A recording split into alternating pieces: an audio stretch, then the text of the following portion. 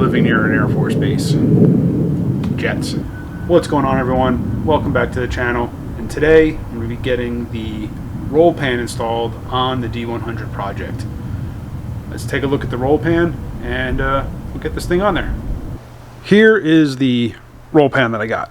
So as you can see, it is from Mod Shop Metalworks. I'll leave a link in the description. And this thing is, let's see, 18 gauge sheet metal. Come on, focus. There we go. 18 gauge sheet metal. It's already got the license plate cut out, along with location for a license plate light. And this center section was already cut out, so I don't have to worry about trying to figure out proper alignment for the hitch receiver. And there is the Rollpan, just kind of sitting in place right now. I have to work out just exactly how I want to install this thing. When it came to figuring out just how I wanted to install this Rollpan, my first thought was to weld it. That would just mean, you know, drilling a bunch of holes, do a bunch of spot welds, weld the seam, smooth it out, paint it, whatever, call it good. I have a few issues with that. The first being nothing on this truck is smooth. I mean, the paint's faded, there are dents, scratches, dings, whatever. So I think having a smooth Rollpan or a smooth seam at the Rollpan just wouldn't fit the rest of the truck. The second issue, and more importantly, if I ever need to remove the bed for any reason, or if I ever need to do any work behind this Rollpan, just with the limited amount of space, I would have to cut the Rollpan out. And that would mean drilling out all the spot welds, cut this welded seam. It would just be a pain. It just doesn't make sense. I mean, I can't get to the bed bolts without pulling the hitch receiver, and I can't pull the hitch receiver without pulling the pan.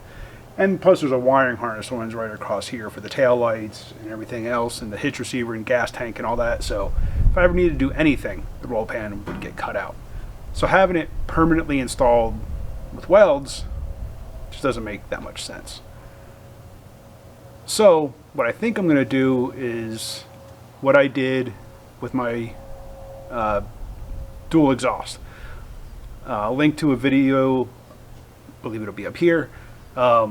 When I did my dual exhaust, I made it go out the side of the bed, so I built a recessed panel that is there. I patinaed the steel, and then I used rivets to install the panel. So I think I'm going to do the same thing here. I'm just going to add rivets along this edge, spaced out however far I think I need to get this thing securely in place. And then on the bottom corner here, I'm going to weld on a bracket on the back of the Rollpan, just a tab that goes across to the corner. Here, let me show you.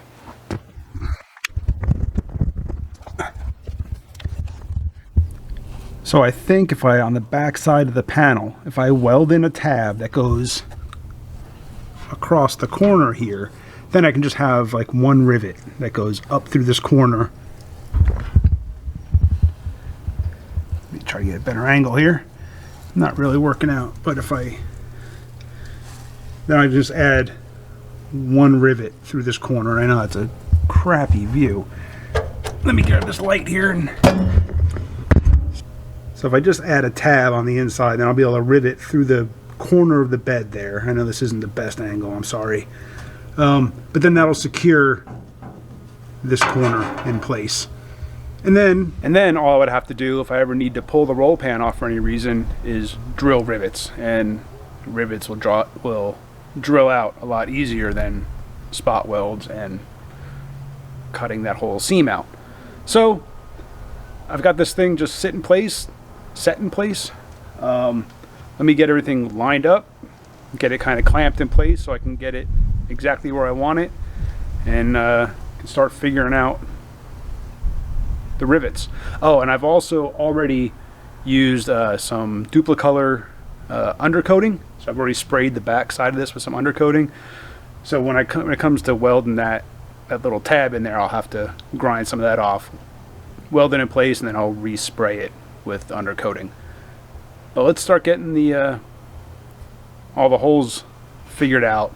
Let's get the panel lined up exactly where it needs to go, get all the holes laid out, and we'll start getting this thing ready to get riveted in place.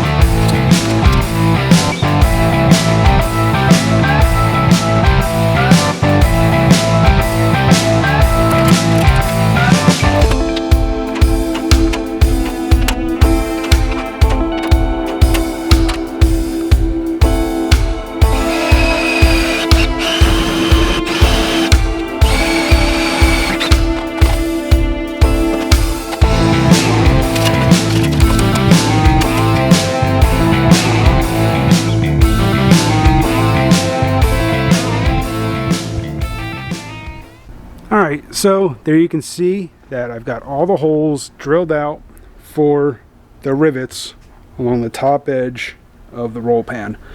I also went ahead and I mounted the license plate light, and I got the holes drilled out for the flip down license plate bracket. Next thing I'm going to do, so I'm just going to sand down all these spots where I drilled holes where there's metal. You know, the metal's been through the holes. I'm going to hit those with a quick sanding, and then I'm going to also sand down a couple spots here on this end and over on this side to weld on a tab that's going to come out about an inch or two, and that'll give me a spot to add a rivet through the bed corner bottom just to support the lower corner. I also need to sand down this edge a little bit, like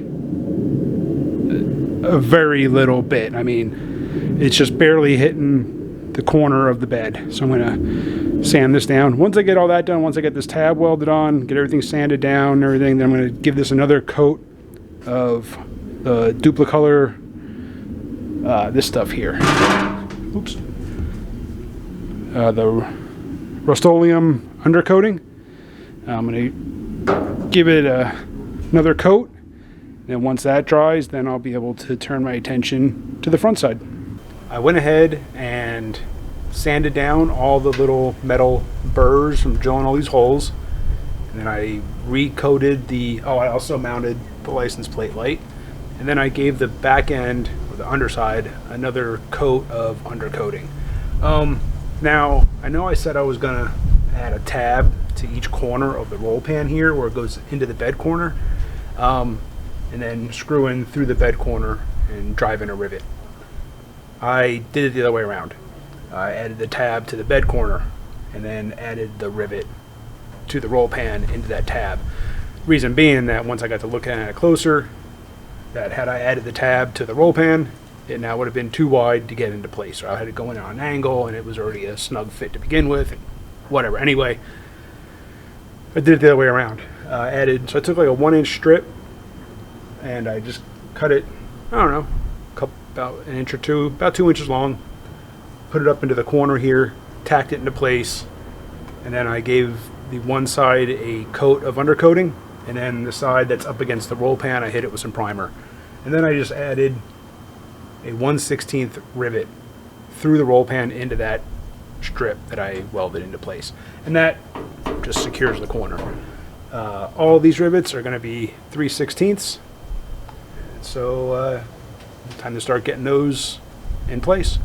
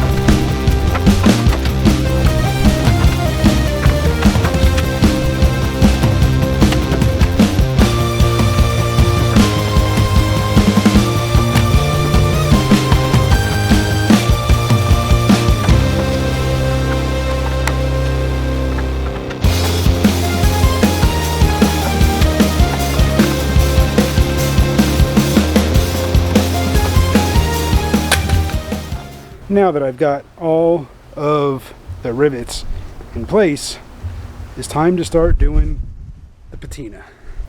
And the way that I'm going to do this patina is the same way that I've done other patina projects on the truck, like the interior panels and the side exit exhaust. I'm going to be using vinegar. This just happens to be apple cider vinegar. You can use white vinegar or whatever. Doesn't really matter. The other thing I'm going to be using is copper sulfate. So it's just, I think it's called, it's like a root killer. Zep root killer, I think is what it is. I'll put a link to it down below. So I'm just going to spray the surface down and let it set. I'll probably end up doing a couple of applications just because it's starting to get warm out and it's probably going to dry out pretty quick. And that's also why I laid the plastic down, just to keep everything off my floor. So let's get to spraying.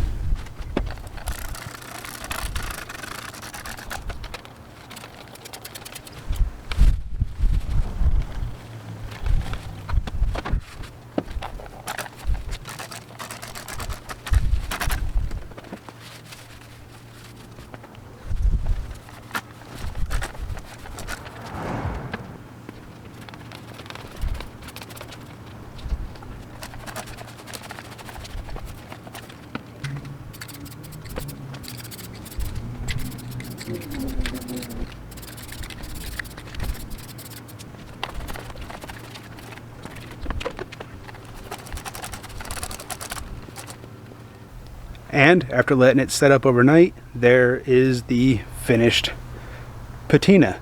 I really like the way this turned out. That copper sulfate and vinegar really do give it a really good coloring. Now, I'm not sure how well it's going to show up in the final video, but I also gave the panel a light coating of this Duplicolor automotive primer. I just thought that would give it a little reddish tint to it and just help it blend better with the overall color of the truck. I should also mention that I'm going to let the panel set for a while more. I'm going to let it go for I don't know how long. I'm going to kind of keep an eye on it, but I'm not going to give it any kind of clear coat just yet. I want the metal that's still exposed to gain some of its own natural patina. So I'll probably end up, spraying some water on it every once in a while, just kind of letting it do its thing. And then when I feel it looks right, then I'll give it a coat of some matte clear, just to help protect that final patina. So that's really it for now. Thanks for watching. Hit the subscribe, hit the bell, and I'll catch you on the next one.